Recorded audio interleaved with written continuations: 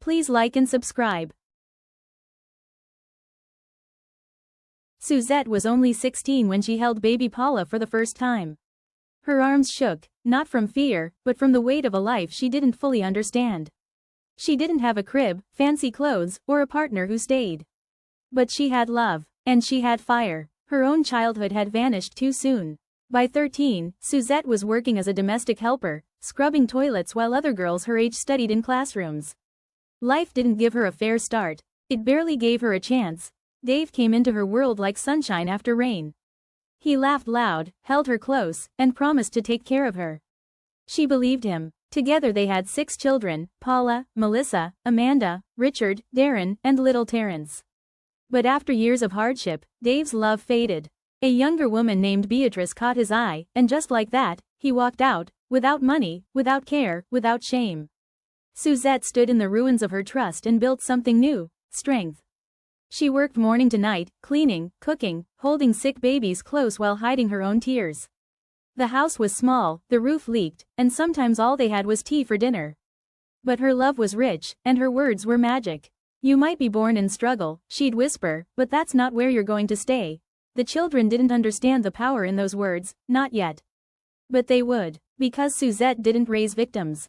She was raising warriors. The village stirred before sunrise, but Suzette had already been up for hours. With one hand she stirred boiling water for tea, and with the other, she braided Amanda's thick hair as the little girl leaned sleepily on her lap. "Mommy," whispered Darren, "do we have any bread today?" Suzette glanced at the shelf. Empty. Still, she knelt down and kissed his forehead. "Not this morning, baby. But when you come home, there'll be a surprise waiting." At the grand house where she worked, Suzette scrubbed white tiles while the lady of the house complained about cold coffee. The smell of eggs and bacon filled the air, taunting her empty belly.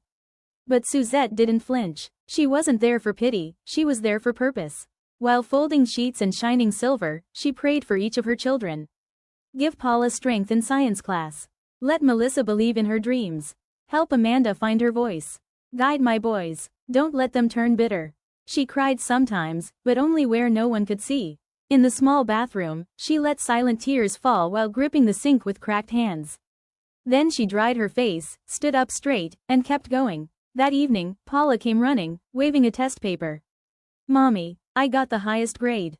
Suzette's heart swelled. She pulled her daughter in close, tears slipping freely this time. "See what I told you, baby? You're going places." That moment wasn't about school. It was about hope. Suzette knew her body might be worn, her pockets might be empty, but her children's futures were filled with promise.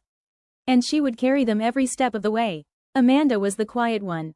While Paula asked a million questions and Melissa sketched business ideas in her exercise book, Amanda sat by the window with a needle and thread, sewing bits of old fabric into doll clothes. She didn't say much, but her eyes spoke volumes, eyes filled with dreams too big for words. Suzette noticed. At night, after the younger kids fell asleep, Amanda would sit near her mother, quietly stitching. One night, Suzette leaned in and asked, "What are you always sewing, baby?" Amanda held up a tiny cloth dress. "If I learn enough, maybe I can make clothes for real girls. Maybe even for models someday." Suzette's chest tightened. The idea of her daughter's designs walking down a runway seemed impossible, but then again, so had surviving this long. "You'll do more than that," she said, stroking Amanda's cheek. "You're going to sew dreams, not just dresses." But reality was harsh. Amanda didn't have sewing kits or proper fabric. She cut patterns from old pillowcases and used safety pins when thread ran out. Her fingers bled sometimes, but she kept going. Her imagination became her workshop, and her hunger became fuel. One afternoon at school, the teacher asked everyone to draw their future job. While others drew nurses and policemen, Amanda drew a woman walking a runway in a dress she had designed. Laughter filled the room, but she didn't flinch. Later that night, she showed Suzette the drawing. "They laughed at me." Suzette took the paper gently. "Let them laugh, Amanda. You just keep dreaming. The world belongs to people who believe." Amanda smiled faintly. In that moment, Suzette didn't just see a little girl. She saw a designer in the making. A future shaped by vision, not circumstance. Among Suzette's 6 children, Melissa was the one always bargaining in the yard. At just 8 years old, she set up her shop with bottle caps, mangoes, and broken toys, convincing the other children they needed what she had. Suzette would laugh quietly as she watched from the doorway. That child was born to run a company, she'd whisper to herself. Melissa had a hunger, not just for food but for success. She asked big questions. Mommy, how do people get rich? Why do some people live in big houses and others don't? Suzette didn't always have the answers. But she'd kneel down, look Melissa in the eyes, and say, the difference is never luck. It's work. And your mind is your gold mine. Though they had no internet, Melissa borrowed used business magazines from a neighbor's daughter. She cut out pictures of office buildings, boardrooms, and women in suits. She taped them to the wall beside her bed made from old cushions and folded blankets. One day, a neighbor mocked her. You think a poor girl from this gully can run a business? You better wake up. Melissa didn't answer. She just looked him dead in the eye and said, watch me. Suzette overheard it. That night, after the kids had fallen asleep, she sat beside Melissa and held her close. Don't ever let anyone measure your future by your present, she whispered. I won't, Mommy. I'm going to build a company so big, you'll never have to work again. Tears slipped down Suzette's cheeks. Not from sadness, but from pride. She had no riches, no education, and no man to lean on. But her children? They were her legacy, and each one was already becoming the miracle she had prayed for. Richard was Suzette's first son, the one who saw her cry when she thought no one was looking. He was only 10 when Dave walked out, but he understood what that meant. From that day, he swore he would never walk away from responsibility the way his father had. He wasn't the loudest or the brightest in school, but he was strong in his back, and even stronger in his spirit. By 12, Richard was helping neighbors carry water buckets for a few coins. At 14, he learned how to mix cement from a local builder and spent weekends hauling blocks on construction sites. His hands grew rough before his voice even deepened. Suzette tried to stop him at first. You're still a child, she said. But Richard just smiled. So were you when you started working, Mommy. I'm just doing my part. One day, Suzette came home to find Richard building a wooden shelf from scraps. What's this? She asked, startled. For your shoes, he replied. They shouldn't be on the floor. Her heart swelled. Richard didn't speak much about his dreams. But deep down, he wanted to build houses, big ones. Not for money, but so no mother like Suzette would ever have to sleep under a leaking roof again. Years later, while walking past a construction site, Suzette pointed at a rising structure. One day, she said softly, you're going to build something just like that. Richard looked at her, then at his calloused hands. No, Mommy, bigger. That night, Suzette sat on the bed, smiling through tears. She hadn't given them riches, but she'd given them purpose. And Richard? He was already laying the foundation for a future none of them had dared to dream. Darren had always been different. While the other children played outside, he sat on the roof of their tiny board house, staring at the sky. Planes flew high above their village, just specks in the blue, but to Darren, they were everything. Where do they go, Mommy? He'd ask, eyes wide. Far away, Suzette would answer, to places you'll see one day. He was gentle, curious, always reading old books he found in school or borrowed from neighbors. He read about pilots, planes, and distant countries. While others saw their poverty, Darren saw possibility in the clouds. One afternoon, he came running home barefoot, breathless with excitement. Mommy, teachers say I'm the best reader in class. Suzette hugged him tight, pressing her face into his hair. I always knew you had wings. But life made flying feel impossible. They couldn't even afford a decent pair of shoes, much less flight school. Still, Darren never stopped dreaming. He made paper airplanes from discarded notebook pages and labeled them with names of cities he wanted to visit, Tokyo, London, Kingston. When neighbors laughed, saying he was dreaming too big, Suzette stood firm. Let him dream, she said. That boy was born to fly. One night, Darren placed a paper airplane on her lap. Mommy, one day, I'm going to fly you in a real one. Suzette didn't speak, her throat was tight with emotion. She just nodded and kissed his forehead. The world had tried to ground them, but Darren? He carried something no one could clip. A dream so strong, not even poverty could hold it down. And Suzette knew, one day, that boy would rise above the clouds. And when he did, she'd be right there, smiling through the sky. Terrence was the baby of the family, but he never acted like it. While the others argued or played, Terrence sat in a corner, listening. He listened to everything, conversations, news, stories, and when he spoke, it was like hearing a grown man in a child's body. Mommy, he said one evening, why do some people have lawyers and some don't? Suzette, peeling yams over a fire, paused. Because not everyone can afford one, baby. Terrence frowned. That's not fair. He was only 6 when he began asking questions no one else dared to ask. When Suzette took him along to the clinic, he'd noticed the unfair treatment of people who looked like them. "Mommy, I want to fix this when I get big," he whispered one day. Suzette smiled gently. "Then you will, my love." Terrence carried a broken chalkboard home from school and turned it into his own courtroom. He would gather his siblings and pretend to argue cases, using big words he learned from the radio. "Objection, Paula," he'd shout, standing on a crate. Everyone laughed, but Suzette saw more than play. She saw destiny. One day, a teacher came to the house, surprised by a letter Terrence had written. "He writes like he's twice his age," she said. "This boy is going places." Suzette beamed. He's always been different. Terrence may have been the youngest, but he carried the wisdom of generations. He was soft-spoken but sharp, humble but fearless. And even at 7, he had already chosen his path. "I'll be a lawyer," he told his mother one night. "And I'll fight for people like you." Suzette held him close, her heart bursting with pride. She didn't just raise children. She raised voices that would change the world. Paula was Suzette's firstborn, the one who had always loved science. From the moment she could hold a pencil, she was scribbling pictures of the human body, fascinated by how bones and muscles work together. She dreamed of white coats, hospitals, and healing. School wasn't easy for Paula. The old wooden desks were cracked, the textbooks outdated, and sometimes she had to study under the flicker of a single candle because there was no electricity. But Paula was determined. Her mother's sacrifices fueled her ambition. "You're going to be a doctor one day, Paula," Suzette would say, brushing back her daughter's hair after a long day.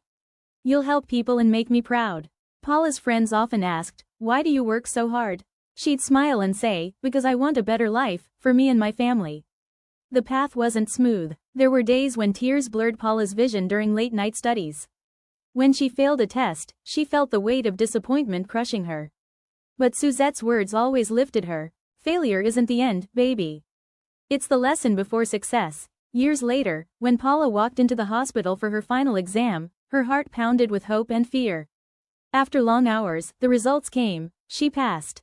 She was officially a doctor. Suzette was waiting outside, tears streaming down her face. "You did it, my daughter. You carried us all on your shoulders." Paula smiled through her own tears. "Mommy, I'm just getting started." Suzette's heart soared. She had no education, no diploma, but she had given her children something greater: belief. And with Paula's healing hands, their future was brighter than ever.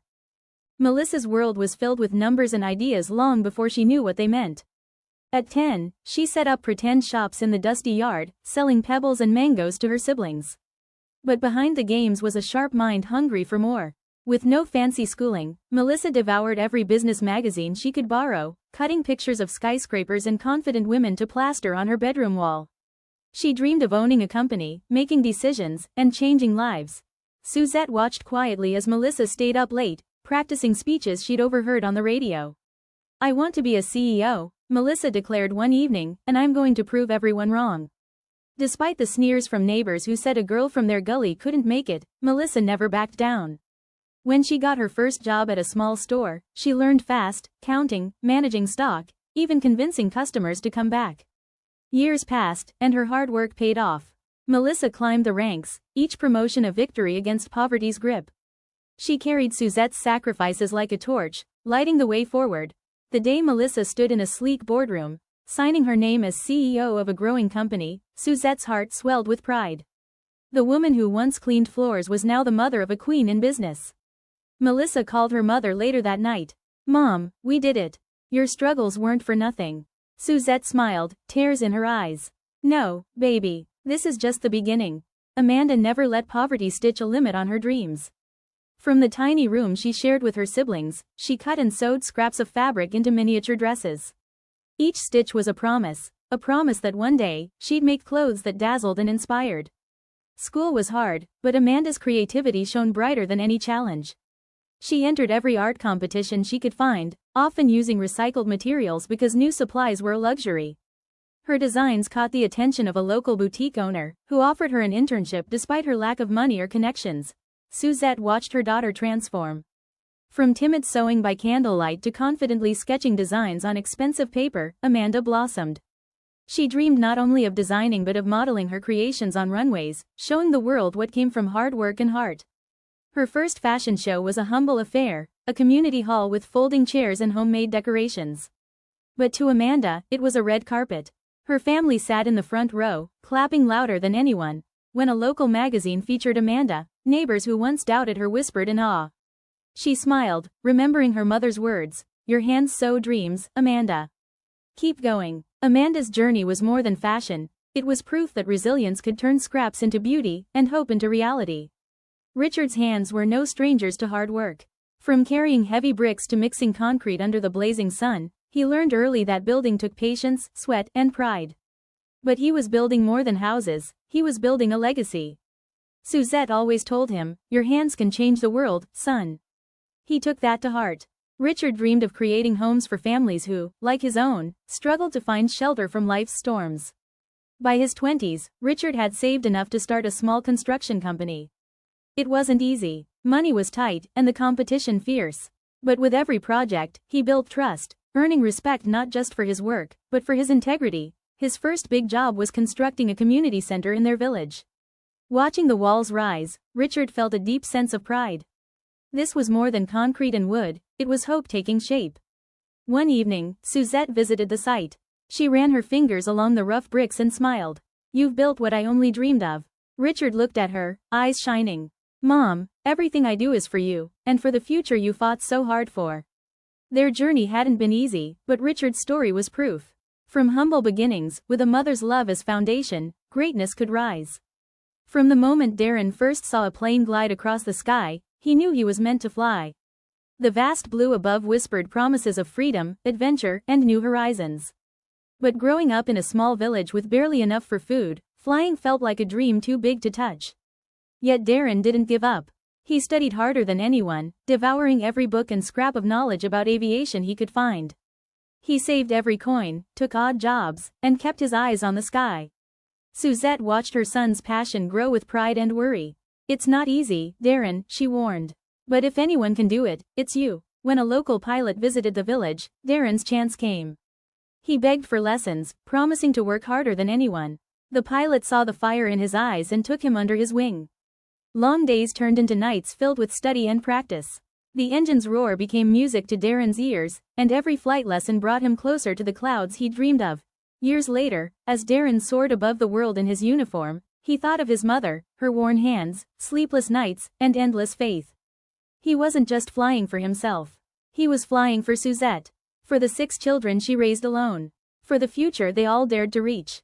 And the sky? It was only the beginning. Years had passed since Suzette first held baby Paula in her arms. The small, worn house had witnessed laughter, tears, hunger, and hope. Now, standing in the middle of her bustling children's lives, Suzette felt a quiet pride that no hardship could ever take away. Her 6 children had blossomed into remarkable adults. Paula, the compassionate doctor healing lives. Melissa, the savvy CEO breaking glass ceilings. Amanda, the creative designer whose dresses graced runways. Richard, the contractor building homes and dreams. Darren, the pilot soaring through skies. And Terrence, the fierce lawyer fighting for justice. None of this was easy. They had battled poverty, abandonment, and doubt. But through every struggle, Suzette's love was their anchor and their fuel. One afternoon, the entire family gathered under the shade of the old mango tree in their village. The same tree where Suzette had once rocked babies and whispered promises. With tears glistening, Melissa spoke first. "Mom, we wouldn't be here without you.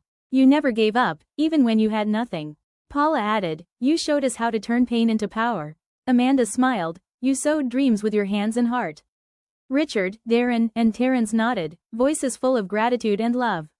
Suzette looked at her children, her legacy, and whispered, "I never wanted riches. I wanted you to have a better life. And look at you, all of you shining so bright." Her journey had been hard, but her story was one of victory. A story that proved no matter where you start, with love, faith, and relentless courage, you can rise. Suzette had not only raised children, she had raised heroes. And her legacy? It would live forever. Years had passed since Dave walked away, leaving Suzette to raise 6 children on her own. The kids, once small and hungry, were now grown and successful. Suzette had built her family with love, sacrifice, and prayers. But one sunny afternoon, a car pulled up in front of their old home. Out stepped Dave, older, thinner, and filled with regret. His eyes scanned the yard where his children once played barefoot. His heart beat heavily as he saw Paula stepping out of her car in her doctor's coat. Moments later, Melissa arrived, smartly dressed in her CEO attire. Amanda followed, radiant with sketches in hand. Then came Richard in his dusty work clothes, Darren in his pilot uniform, and Terrence in a sharp suit. Dave's eyes welled up. He approached Suzette slowly, but her eyes were cold. Years of pain swirled in her silence. I'm sorry, he stammered. I was a fool. I see what you've done with them. I don't expect anything, but I want to ask for your forgiveness and theirs. The children stood behind their mother. Paula spoke first. We survived without you, Dad. Mom wiped our tears, fed us, taught us strength. Where were you? I was lost, Dave whispered. Blinded by foolish dreams. I thought I'd find happiness elsewhere, but I only found emptiness. Melissa added, Mom gave us everything. We don't hate you, but we don't need you. Tears rolled down Dave's face. I miss you all. I regret everything. Beatrice left me years ago. I have no one. Suzette finally spoke, her voice steady. I don't hate you, Dave. I prayed for you, but I raised these kids with blood, sweat, and tears. I made a family out of brokenness. You chose to leave, we chose to rise. Richard looked him in the eyes. We forgive you, but we won't forget. You're not part of this legacy. Dave bowed his head. I understand. Thank you for at least hearing me out. As he walked away, Terrence placed a comforting hand on his mother's shoulder. Suzette stood tall, surrounded by the children she molded into greatness. Her heart was full, not with bitterness, but with victory. She didn't need Dave's return to feel complete. Her life was the reward.